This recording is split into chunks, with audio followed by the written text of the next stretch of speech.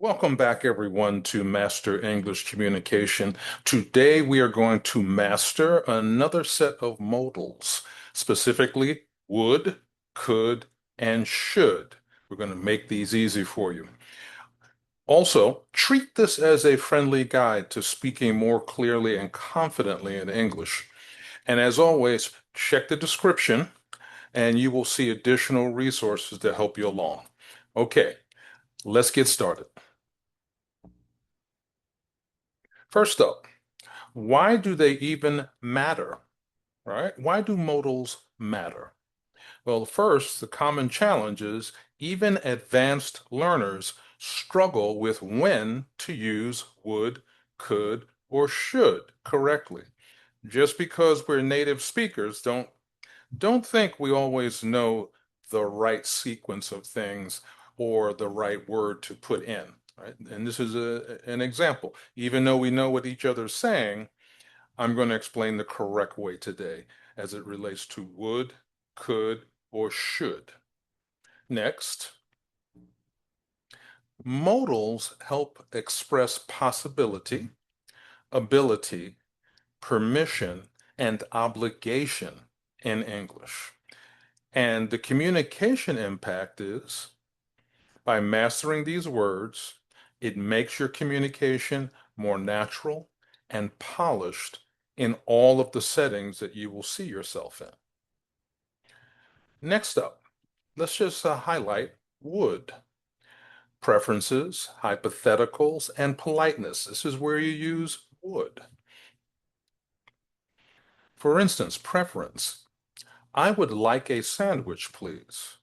This is a polite way to express what you want. In a hypothetical situation, I would travel more if I had more free time. In this case, you're imagining something that's not real right now, not real at this moment. And a polite request. Would you mind closing the window? It sounds friendlier than a direct command. So using would helps make your English sound more respectful and natural.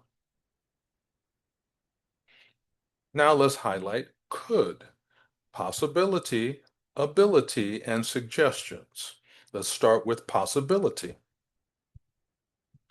I could go to the party tonight. You have the option or the ability to go. Polite suggestion. You could try talking to your boss about it. Helpful but not pushy advice. And then permission and help. Could I borrow your charger? Could you help me move this box? These are soft, polite ways to ask. And next, should. This is related to advice, recommendations, and expectations. Let's start with advice. You should try the lasagna. It's amazing. This is friendly and encouraging. This is a recommendation, but friendly and encouraging. Next, we have obligation. You should be on time for the meeting. This shows that something is expected of you. And then seeking guidance. Should I accept the job offer? You're looking for someone's opinion.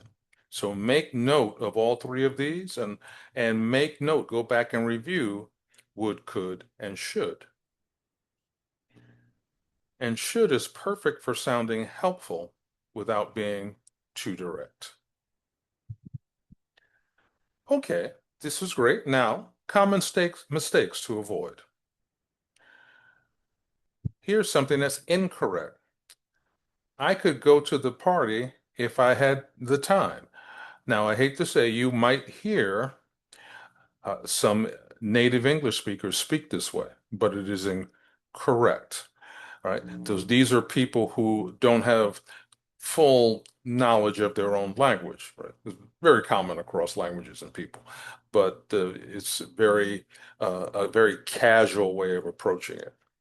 But the correct way to say this is, I would go to the party if I had the time. This is the correct way to say it. So use would for hypothetical situations. I would go to the party if I had time. Next, in terms of an example, would you like a cup of coffee? This is a polite offer. You could make coffee if you want some. This is a suggestion. You should drink coffee before the meeting. This is advice. Would, could, should, all related to a meeting and coffee. Each modal changes the tone and purpose of the sentence.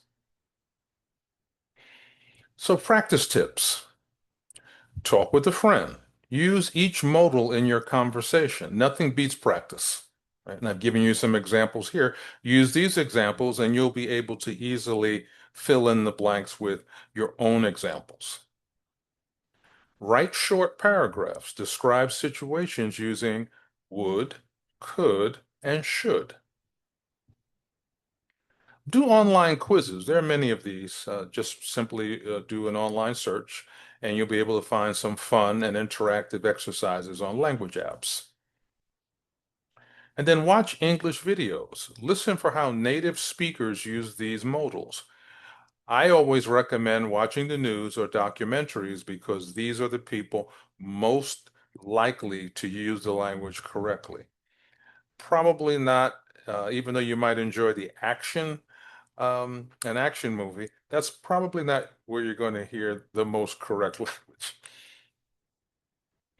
Let's do a quick recap for would, could, and should. Would, preference, polite request, or hypothetical situation. Could, possibility, ability, or suggestion.